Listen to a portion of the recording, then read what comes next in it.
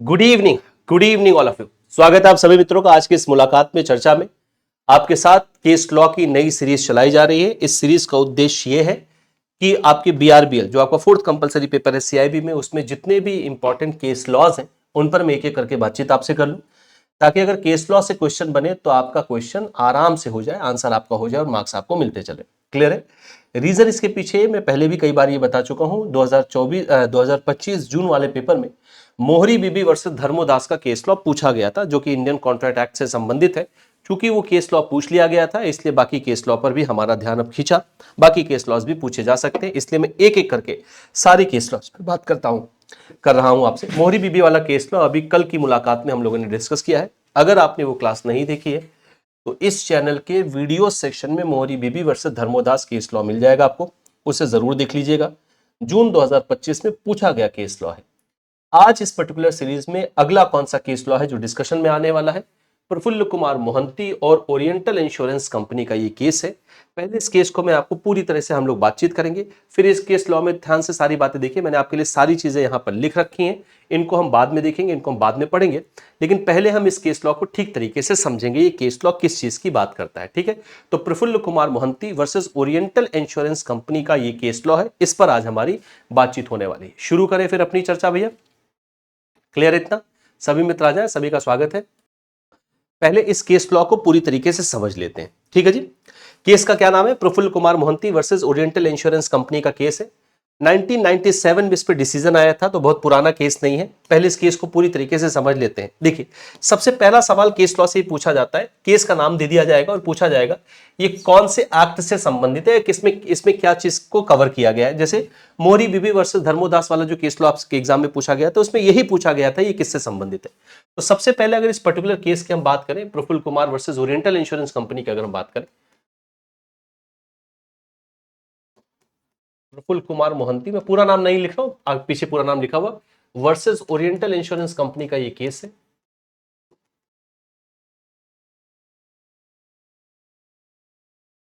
Clear है? अब सबसे पहले समझते हैं कि ये केस लॉ में सब्जेक्ट क्या था। क्लियर है?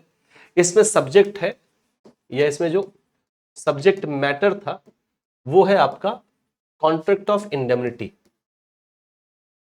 कॉन्ट्रैक्ट ऑफ इंडेमनिटी से संबंधित है। और कॉन्ट्रैक्ट ऑफ जो इंडेमनिटी है भैया, ये इंश्योरेंस का एक प्रिंसिपल भी होता है। पहले समझते हैं कि इंडेमनिटी या कॉन्ट्रैक्ट ऑफ इंडेमनिटी होता क्या है। एग्जांपल ले लेते हैं। एग्जांपल में प्रफुल्ल कुमार जी को ही ले लेते हैं। एक प्रफुल्ल कुमार नाम के मान लेते हैं व्यक्ति हैं, ध्यान से समझिएगा। प्रफुल्ल कुमार नाम के एक व्यक्ति हैं। प्रफुल्ल कुमार को नहीं लेते, नहीं तो मैं यहाँ एलआईसी लिख दूंगा तो कई सारे लोग समझेंगे प्रफुल्ल कुमार का एलआईसी का केस है। एलआईसी का नहीं, ओरिएंटल इंश्योरेंस कंपनी का केस है। मैं एक व्यक्ति को ऐसे एग्जांपल पर ले लेता हूं। पहले इस केस का जो बेसिक सब्जेक्ट है उसको समझ लेते हैं। ये केस आखिर में बना ही कैसे, उसको पहले समझ लेते हैं भैया। देखिए, राकेश नाम के एक व्यक्ति हैं, मान लेते हैं इन्होंने एलआईसी से एक इंश्योरेंस लिया। ध्यान से समझिएगा, एलआईसी से लाइफ इंश्योरेंस लिया इन्होंने। अब एक एक बात को ध्यान से समझिएगा। एलआईसी से, या मान लेते हैं कोई एक मेडिकल इंश्योरेंस लिया इन्होंने, एक हेल्थ इंश्योरेंस इन्होंने परचेज किया। हेल्थ इंश्योरेंस इन्होंने परचेज किया, कंपनी एक्स वाई जेड है ना, इंश्योरेंस कंपनी मान लेते हैं कोई एक्स वाई जेड से, इन्होंने एक हेल्थ इंश्योरेंस परचेज किया। अब इंश्योरेंस क्या होता है? इंश्योरेंस में दो पार्टीज होती हैं। जो इंश्योरेंस बेचती है, जैसे यहां पर health insurance company X Y Z बेच रही है, तो इसे हम इंश्योरर कहते हैं। इसे हम क्या कहते हैं? इंश्योरर। और जिसने पॉलिसी परचेज की है, यानी जो पॉलिसी होल्डर होता है, राकेश जी यहां पर क्या है? पॉलिसी होल्डर है, इन्होंने पॉलिसी परचेज की है, तो ये कहलाते हैं इंश्योर्ड। ये क्या कहलाएंगे भैया? इनका कहा जाता है इंश्योर्ड, यानी जिन्होंने बीमा परचेज किया है वो पार्टी कहलाते हैं इंश्योर्ड।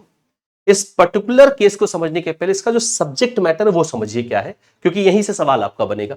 तो राकेश जी यहां इंश्योर्ड हो गए और हेल्थ इंश्योरेंस कंपनी जो एक्स वाई जेड है ये इंश्योरर हो गए। अब ध्यान समझिएगा, इन्होंने एक्स वाई जेड से एक इंश्योरेंस खरीदा कि अगर मैं बीमार हुआ, मुझे इलाज कराना पड़ा, तो आप मुझे वहां पर कॉम्पनसेशन प्रोवाइड करोगे।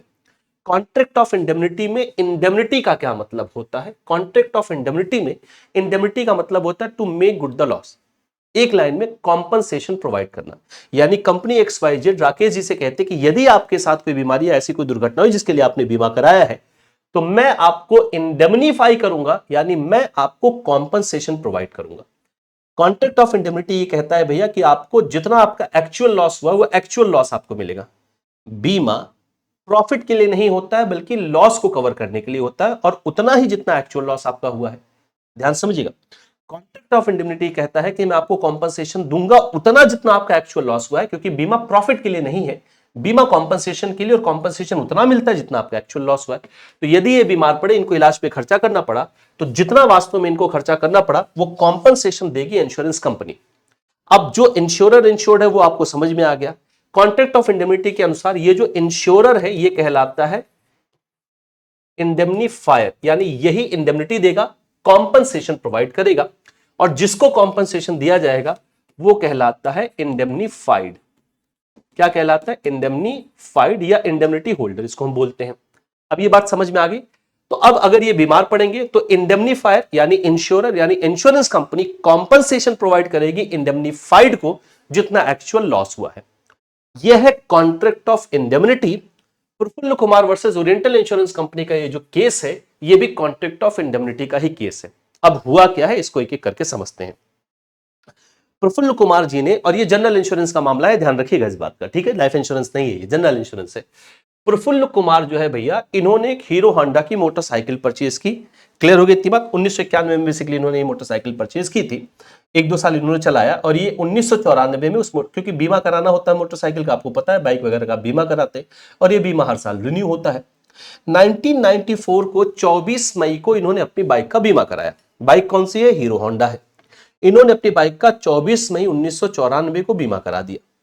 बीमा कराने के 4 दिन बाद यानी 28 मई 1994 में इनकी बाइक चोरी हो जाती है।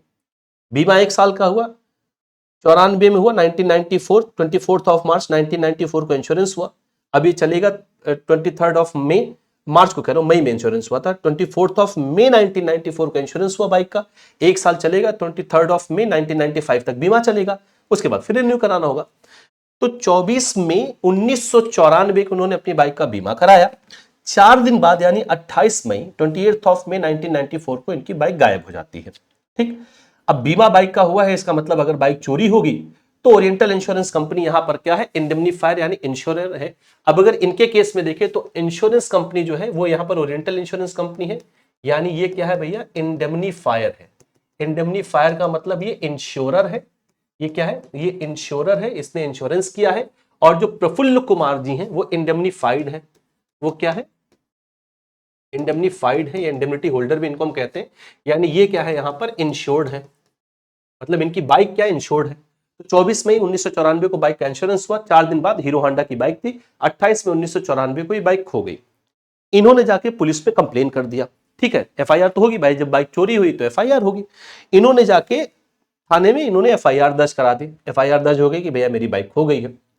लेकिन इन्होंने इंटीमेट किया इंश्योरेंस कंपनी को 1 महीने बाद, एफआईआर कराने के 1 महीने बाद इन्होंने इंटीमेट किया इंश्योरेंस कंपनी को कि भैया मेरी बाइक खो गई है, मेरी बाइक का इंश्योरेंस 24 तारीख को ही हो गया था। अब भाई बाइक का इंश्योरेंस 24 को हुआ, यानी जो insurance company oriental Insurance company से बीमा लिया गया था, ओरिएंटल इंश्योरेंस कंपनी यहां पर लाइबल हो गई। उसने कहा कि भैया बीमा का मतलब ही अगर आपका लॉस हुआ तो हम आपको कॉम्पनसेशन देंगे।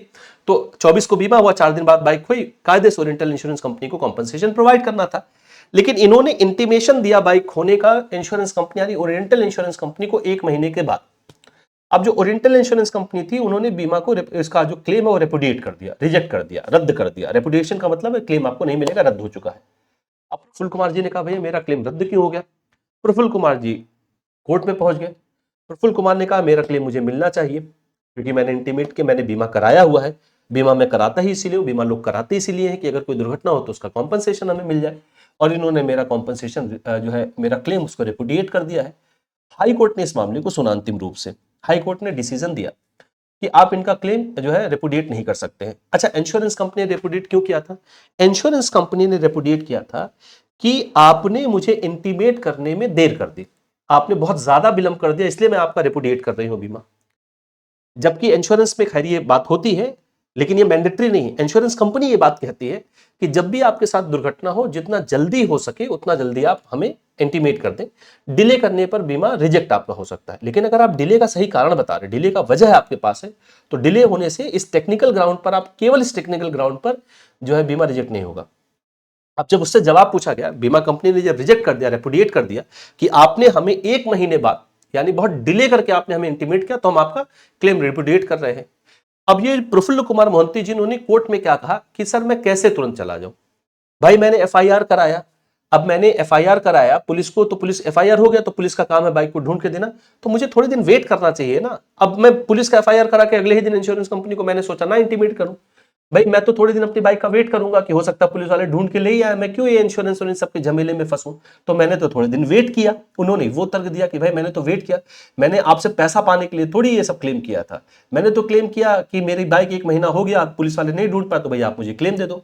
तो मैं तुरंत इसलिए नहीं किया क्योंकि मैंने सोचा हो सकता है पुलिस वाले इस बाइक को ढूंढ दें, पुलिस वाले जब बाइक को ढूंढ देंगे तो मेरी बाइक मुझे मिल जाएगी, मुझे क्या जरूरत है कंपनसेशन की। तो मैं थोड़े दिन वेट मैंने इसीलिए किया, इसलिए मैंने आपके पास लेट में इंटीमेशन आपको लेट में दिया, आपने मेरा बीमा रिजेक्ट कर दिया।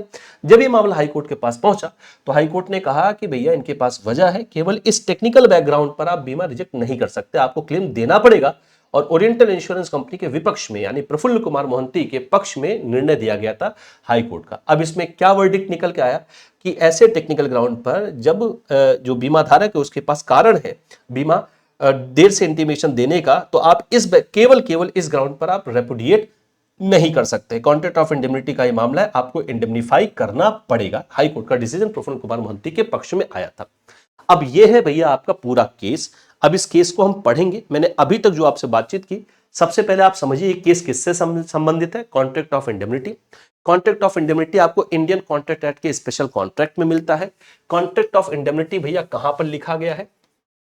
अगर हम कॉन्ट्रैक्ट ऑफ इंडेमनिटी की बात करें, कॉन्ट्रैक्ट ऑफ इंडेमनिटी की बात करें, तो कॉन्ट्रैक्ट ऑफ इंडेमनिटी एक स्पेशल कॉन्ट्रैक्ट है। क्या है ये? एक स्पेशल कॉन्ट्रैक्ट होता है और ये लिखा गया है इंडियन कॉन्ट्रैक्ट एक्ट में।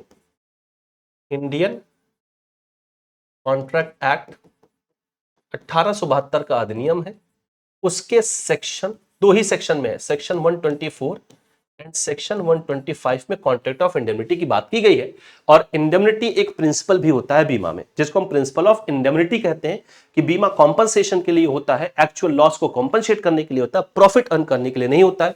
स्पेशल कॉन्ट्रैक्ट है तो सेक्शन 124 सेक्शन 125 में लिखा गया है। इंडियन कॉन्ट्रैक्ट एक्ट आपके मॉड्यूल डी में भी है। इंडियन कॉन्ट्रैक्ट एक्ट की शुरुआत इसी स्पेशल कॉन्ट्रैक्ट से होती है, मतलब स्पेशल कॉन्ट्रैक्ट की शुरुआत इंडियन कॉन्ट्रैक्ट एक्ट में इसी स्पेशल कॉन्ट्रैक्ट ऑफ इंडेमनिटी से होती है। Section 125, section 124, section 124, section 125। इसके बाद फिर आपको कॉन्ट्रैक्ट ऑफ गारंटी सेक्शन 126 से शुरू हो जाता है। प्रफुल्ल कुमार मोहंती जी की पूरी कहानी समझ में आ गई, पूरा केस समझ में आ गया भैया। अब कहां से ये सवाल बना है? इंडियन कॉन्ट्रैक्ट एक्ट में स्पेशल कॉन्ट्रैक्ट इंडेमनिटी से बना है। अगर इंश्योरेंस में कौन सा प्रिंसिपल पूछा जाएगा आपसे है ये, तो प्रिंसिपल ऑफ इंडेमनिटी का ये प्रिंसिपल है। केस किसका है? इंडेमनिटी का केस है। किसके किसके बीच में? प्रफुल्ल कुमार मोहंती और ओरिएंटल इंश्योरेंस कंपनी का। कब का केस है? 1994 में घटना हुई, 97 में हाईकोर्ट का डिसीजन आता है। अब एक एक करके पढ़ते चलते हैं। केस की समरी मैंने आपके लिए यहां पर लिख दी है। Praful Kumar Mohanty versus Oriental Insurance Company Limited 1997 का ये मामला है। डिसीजन 1997 में आ गया था। फैक्ट क्या है भैया इसके?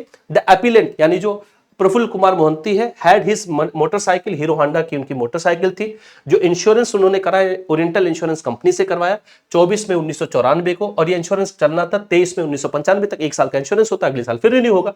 The vehicle was reported stolen on May 28, 1994। 4 दिन बाद, बीमा कराने के 4 दिन बाद ये गाड़ी चोरी हो जाती है। वाया एन एफआईआर, इंटीमेशन कैसे किया गया? एफआईआर के माध्यम से। The insurer was informed but only after 1 month delay. तो एफआईआर कराया, उसके बाद 1 महीने के डिले के बाद इन्होंने इंश्योरर यानी ओरिएंटल इंश्योरेंस कंपनी को इन्फॉर्म किया। बेस्ड ऑन द डिले को आधार बनाकर कि भैया आप मेरे पास लेट से आए, based on the delay in intimation the insurer repudiated the claim.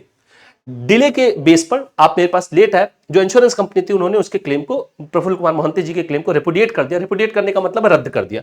Sitting the policies requirement for prompt notification. इन्होंने क्या कहा कि पॉलिसी की रिक्वायरमेंट है कि जितनी जल्दी हो सके आपको हमारे पास आना चाहिए था। कोर्ट की क्या फाइंडिंग सही? The high court found that the insurers stance was inconsistent and ambiguous, initially rejecting for delay. जो आपके इंश्योरर का स्टांस यानी उसका जो डिसीजन, उसके जो ये जो कदम है इनकंसिस्टेंस है, वो बीमा के इनकंसिस्टेंस है। इनिशियली उसने इसको जो डिले की वजह से रिजेक्ट किया वो सही नहीं है। Then acknowledging timely notification suggesting pretextual repudiation the loss, held that the insurer's inconsistent defence constituted unfair treatment and the repudiation was unjustified. आगे क्या कहा गया कि जो इंश्योरर का इनकंसिस्टेंस है, जो डिफेंस वो ले रहा है, इनकंसिस्टेंट जो डिफेंस वो ले रहा है वो अनफेयर है, अनफेयर ट्रीटमेंट है, और इसका ये जो रेपुडिएशन हुआ है क्लेम का ये अनजस्टिफाइड है। कोर्ट की ये फाइंडिंग्स रही हैं। आगे कोर्ट ने क्या डिसीजन दिया? लीगल इंप्लीकेशंस क्या हुआ? लीगल क्या है? Delay in notifying insurers about an insured event like theft may not automatically void the claim, especially if the insurer itself acted inconsistently or failed to show prejudice. क्या कहा जा रहा है? Delay in notifying insurers about an insured event, insured event को अगर notify करने में बताने में डिले हो रहा है, जैसे चोरी वगैरह हो गई उस केस में, तो इससे आपका बीमा ऑटोमेटिकली वाइड, आपका बीमे का जो क्लेम है ऑटोमेटिकली वाइड नहीं हो जाता है। क्लियर है? Specifically if the insurer itself, जबकि तब विशेष रूप से तब जब इंश्योरर यानी बीमा कंपनी खुद इनकंसिस्टेंस हो, अगर वो प्रेजुडिस इनकंसिस्टेंस है तो ये अपने आप वाइड नहीं होगा।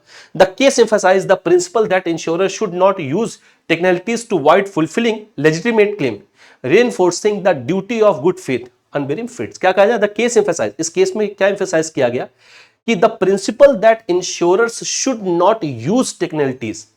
प्रिंसिपल यहां पर कौन है? इंश्योरेंस कंपनी है। वो इंश्योरर जो है उसको टेक्निकलिटीज को, भाई अब जो बीमा कराता है व्यक्ति भैया वो छोटी छोटी टेक्निकलिटीज थोड़ी जानता है। आप किसी टेक्निकलिटी को अपना जो है हथियार बनाकर, अपना डिफेंस बनाकर आप बीमा रिजेक्ट करेंगे, ये सही नहीं है। तो यही कहा जा रहा है इंश्योरर टेक्निकलिटीज को भैया उसको यूज नहीं करना चाहिए, टेक्निकलिटीज को किसी भी लेजिटिमेट क्लेम को अवॉइड करने के लिए, है ना। कोई लेजिटिमेट क्लेम आपके पास आया, आप छोटी सी कोई टेक्निकलिटीज उसको दिखा रहे कि आपने तो डिले कर दिया और आपका बीमा रिजेक्ट हम कर रहे हैं, रेपुडिएट कर रहे हैं, ऐसा नहीं होना चाहिए। यानी टेक्निकलिटीज के आधार पर आप बीमा क्लेम को ऐसे रिजेक्ट नहीं कर सकते। आपके पास वास्तविक कारण होने चाहिए किसी क्लेम को रिजेक्ट करने के लिए। Reinforcing the duty of the good faith, आपको क्या करना चाहिए? गुड फेथ में आपको रहना चाहिए, आपको सारी चीजें बतानी चाहिए और गुड फेथ में आपको क्या करना चाहिए? इसका क्लेम देना चाहिए। तो ये था भैया आपका Praful Kumar Mohanty versus Oriental Insurance Company का केस। में सारी बातें आपको फिर से बता दे रहा हूं, क्वेश्चन क्या पूछा जाएगा। इस केस का नाम सुनते ही आपको समझ लेना है कि ये केस इंश्योरेंस से संबंधित है, ये केस कॉन्ट्रैक्ट ऑफ इंडेमनिटी या इंश्योरेंस का जो प्रिंसिपल है प्रिंसिपल ऑफ इंडेमनिटी से संबंधित है। क्लियर है? केस का पूरा मामला मैंने आपको समझा दिया कि ये केस लॉ क्या आपसे कहना चाह रहा है। ये पूरी बात उम्मीद है आप तक पहुंच गई होगी। फैक्ट, फाइंडिंग्स, लीगल इंप्लीकेशन, सारी बातें आपको बता दिया गया। प्रफुल्ल कुमार मोहंती के पक्ष में हाई कोर्ट ने ये डिसीजन दिया था। ठीक हो गई जितनी बात। तो ये आज के लिए ये केस पर हम लोगों ने चर्चा की है। कॉन्ट्रैक्ट ऑफ इंडेमनिटी से संबंधित केस है, सेक्शन बी आपके साथ चर्चा कर दी गई। कुछ और इंपॉर्टेंट केस लॉज है जिन पर मैं आगे आपसे बातचीत करने वाला हूं। अभी आगे आपसे मुलाकात होगी। तो आज के लिए इतनी चर्चा रखते हैं मित्रों। इसके अलावा कल आपका रजिस्ट्रेशन समाप्त हो चुका है। उम्मीद है आप सभी मित्रों ने रजिस्ट्रेशन कर लिया होगा। अब आप अपनी तैयारी में जुट जाइए भैया, क्योंकि रजिस्ट्रेशन की डेट जो थी वो एक्सटेंड करके ही 31 मार्च की गई थी। पहले तो ये 24 मार्च ही थी, 31 मार्च की गई थी। अब अपनी तैयारी शुरू कर दीजिए, क्योंकि अभी से आपके पास 2 महीने का कुल समय, पूरा अप्रैल और पूरा मई। 31 ऑफ मई से आपका पहला पेपर शुरू हो रहा है। बीआरबीएल आपका 14 तारीख को पढ़ा, तो बीआरबीएल के आपके पास सफिशिएंट समय, सारे पेपर को अभी आप क्लियर कर सकते हैं इत्मीनान से पढ़ के। आप हमसे जुड़ सकते हैं महापैक के माध्यम से। महापैक आपके लिए one stop solution 6 month, 12 month, 24 months के लिए आपको मिल रहा है। महापैक की अच्छी बात यह भैया कि जितने भी हमारे रनिंग बैचेस होते हैं सबका एक्सेस मिलता है, और वैलिडिटी के अंदर जितने भी अपकमिंग पेड बैचेस आएंगे वो आपको फ्री ऑफ कॉस्ट मिलेंगे। साथ ही साथ महापैक में आपको, ध्यान से की बात को सुनते चलिएगा, महापैक में आपको इलेक्टिव पेपर की जो क्लासेस होती हैं वो फ्री ऑफ कॉस्ट मिलती हैं। इलेक्टिव पेपर्स की जो क्लासेस हैं वो फ्री ऑफ कॉस्ट मिलेंगे। कौन कौन से इलेक्टिव पेपर हम आपको उपलब्ध करा रहे हैं? Rural banking, human resource management, central banking